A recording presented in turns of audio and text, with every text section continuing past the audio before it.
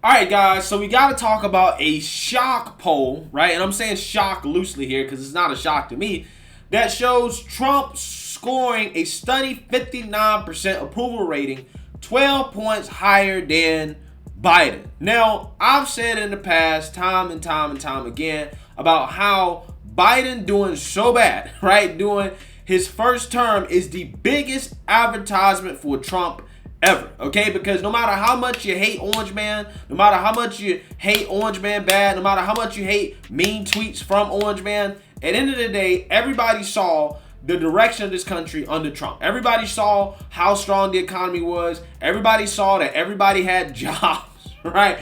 Everybody saw that, we were respected on the world stage and our borders were protected, okay? Everybody saw that America under Trump was headed in the right direction. And those who didn't think so were probably watching too much mainstream liberal media like MSNBC and CNN. That's probably what they were doing, right? Which means they were simply uninformed. But I bet you those people now, I guarantee you a lot of those people now who have peak Trump derangement syndrome that fell for the propaganda from the mainstream liberal media, blaming all the world's problems on Trump, are now looking back and saying, damn, that guy Trump, I might not have liked his personality, okay? I might not have liked the fact he said mean things, but damn it, the country was in good shape under him. Or at the very least, it was not nearly as bad as things are right now under Biden, okay? So I am not shocked that we're having a poll that is showing Trump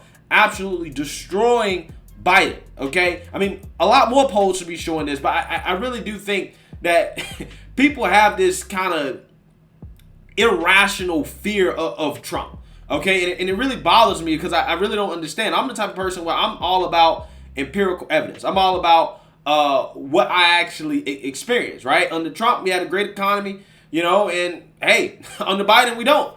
So, I mean, hey, at this point, you would think that people will vote with their wallets, right? You would think that you would be seeing more of this, but who knows? Maybe this is just the beginning. Maybe people are finally waking up as time moves on and are realizing, you know what? That guy Trump, he wasn't so bad. So let's read here. Former President Donald Trump scored a shockingly high 59% approval in one recent poll, much higher than in most other polls and 12 points higher than President Joe Biden in that same poll. On Tuesday, subscribers to the mailing list for Trump's quote-unquote Save America PAC received one of the statements Trump has been sending in lieu of tweeting or using his own social media network. This one carried the subject line, in case you missed it, President Trump's favorable rating, and featured a screenshot of a tweet that showed a stunning result. So this is from Emerson polling, right? Trump is 59% favorable, 39% unfavorable, okay?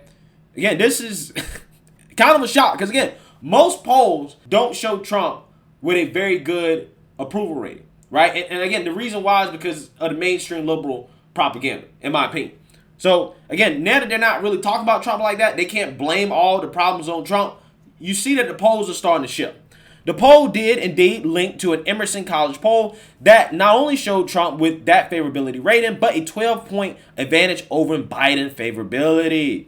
Former President Trump has a nearly 12-point favorability advantage over Biden. 59% of voters say they are somewhat or very favorable of Trump, compared with 47% who are somewhat or very favorable of Biden. In a hypothetical 2024 election against former President Trump, Biden trails 45% to 52%. Kimball continued. Notable demographic differences include region and education. Trump leads Biden among both suburban voters, 47% to 38%, and rural voters, 59% to 35%, while Biden holds 54% to 30% among urban and city voters. Regarding education, Trump leads among those without a college degree, 51% to 33%, while Biden leads among those with a college degree or more, 52% to 37%. Well, I can tell you right now, the support among suburban voters, a lot of it is due to the fact that the Biden administration and Democrat Party have basically said, screw suburban voters, right? Specifically when it comes to parents, okay? And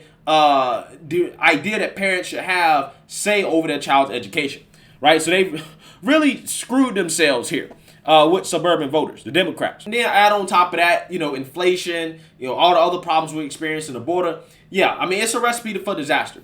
That result is a severe outlier from every other poll that 538 tracked this month, in which Trump's favorability ranges from 39% to 45%, and his next lowest unfavorable rating is 52%. Trump's rating is 45.5% favorable to 51.1% unfavorable in 538's average. But Emerson enjoys a A- pollster rating from 538. Yeah, so basically what they're saying is that this ain't no BS poll, right? This ain't no slanted poll. This is actually legit. Okay? So, yeah, Trump is basically destroying Biden, right, in new polls, right? And it gets even worse for him as more information about the alleged drama between Kamala and Biden is being leaked to the public, right? As you guys know, I've covered the drama in the White House between Team Kamala and Team Biden. They don't really like each other all that much, okay? And there's more information coming out here about what's going on there and how Kamala wasn't happy with the fact that Joe Biden gave her hard assignments. So let's read here. Kamala Harris wasn't happy with Joe Biden appointing her to address the southern border crisis, wanted a more softball, and thinks the president's white inner circle looks down on her according to claims made in a new book. So Kamala's basically saying, listen, I don't want to deal with hard stuff, right? Give me the easy stuff, okay? Give me the easy stuff.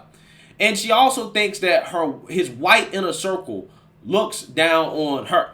And I wonder if she's talking about Jill Biden, because Jill Biden, according to this book as well too, also criticized Kamala as the choice of vice president for Joe, right? Basically, she came out and said that why do we have to choose somebody that attacked Joe, right? And remember, there's stories that came out about how Jill Biden basically told Kamala to go F herself after Kamala accused Biden of being a racist, and Me Too, on a debate stage, okay, in front of a national TV audience. So I wonder if that is who Kamala is talking about here.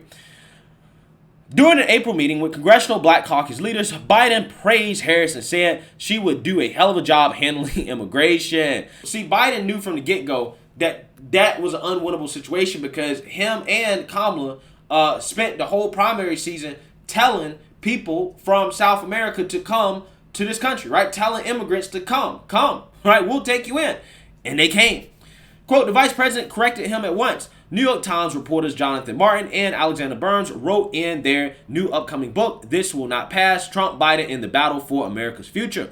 Excuse me, she said. It's the Northern Triangle, not immigration. The book also explains that the first minority and female vice president felt belittled by Biden's white staff. Quote, some of Harris' advisors believe the president's almost entirely white inner circle did not show the vice president the respect she deserved, they wrote. Harris wrote that Biden's staff looked down on her. She fixated on real and perceived snubs in the ways the West Wing found tedious, they added, according to excerpts published by Politico on Tuesday. Biden tasked Harris with addressing immigration, and the vice president took her opportunities to share her dissatisfaction with the role. According to the book, Harris' aides felt that the task of addressing the southern border crisis in any way was politically undesirable and wanted the vice president to have a more softball foreign policy assignment, like overseeing relations with Nordic countries, right? So she's complaining, right, about how the white people in Biden's staff treating her so bad,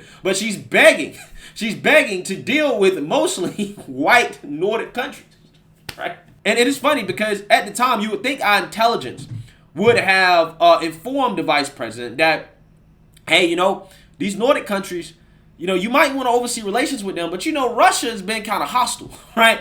They've been kind of hostile in that region, right? So I don't know why Kamala really wanted that assignment more so than others, but she really didn't want to take on a border. And this is consistent with what we've heard a lot in regards to how Kamala's aides, the ones that quit basically, have come out and basically said that, yeah, Kamala was pissed off about getting the border assignment. Because, it is a politically undesirable position. You can't really win on it. The Democrats told a whole bunch of people to come. If they actually do what they need to do at the border and not let them in and close the border, they're going to get criticized from the progressive left. However, if they don't do what they need to do and they have an open borders policy, right, they're just letting people in or they're not enforcing it right, they're going to get criticized from the right. It is a no-win situation for her politically. But hey, it is what it is. You're the vice president, okay? You're supposed to be qualified, right? Because you're a black woman and you have a vagina. Why are you running away from the hard roles for? Why do you want the men to take on the hard assignments? I don't understand. Okay, I don't understand. Kamala seems to have a track record of asking men to do the hard stuff. Like, for example, she was doing that press conference with the president of Poland. When asked about inflation in the United States, she turned to the Poland president to answer the question, right? Instead of just answering the question. Again, this is a disturbing pattern of behavior I'm seeing here from the first female vice president of color, right? She seems to be relying on men a whole lot. But hey, the left says it's racist to question her qualifications and whether or not she's actually qualified. I'm just saying. Quote, staff floated the possibility of the vice president overseeing relations with Nordic countries, a low-risk diplomatic assignment that might have helped Harris get adjusted to the international stage in welcoming venues like Oslo and Copenhagen, the authors wrote. They added that the prospect of overseeing Nordic countries was rejected by White House aides and even privately mocked. More irritating to Biden's aides was when they learned the vice president wanted to plan a major speech to outline her view on foreign policy. They added in the book, Biden's aides vetoed the idea. Bruh, they weren't even letting Kamala speak, okay? You can't even talk about your views on foreign policy, okay? You need to just handle the border. That's it. Bruh, oh my God, this is embarrassing. The border crisis was transferred from Biden's portfolio to Harris's shortly after the inauguration. Harris's team quickly rejected the classification of border czar, making sure that it was known she was only looking at root causes of migration in the Northern Triangle countries of Guatemala, Honduras, and El Salvador.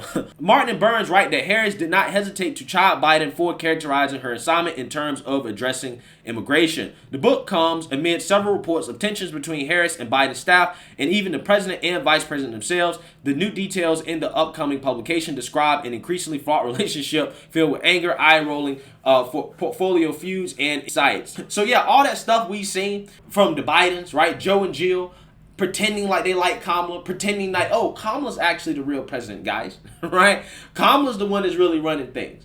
All that stuff is political theater, right? It has become very, very, very clear that those two aren't getting along. And that probably explains, again, why this country is in such a bad place, because the people that are leading this country are fighting each other, okay? They're fighting about perceived racism and microaggressions, okay? Kamala doesn't want to take on the assignments that she's getting.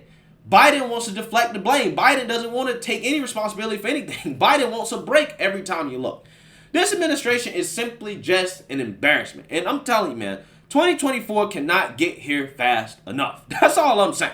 But hey, let me know what you guys think. Make sure you like, comment, and subscribe. Most importantly, share a Black conservative perspective. Peace.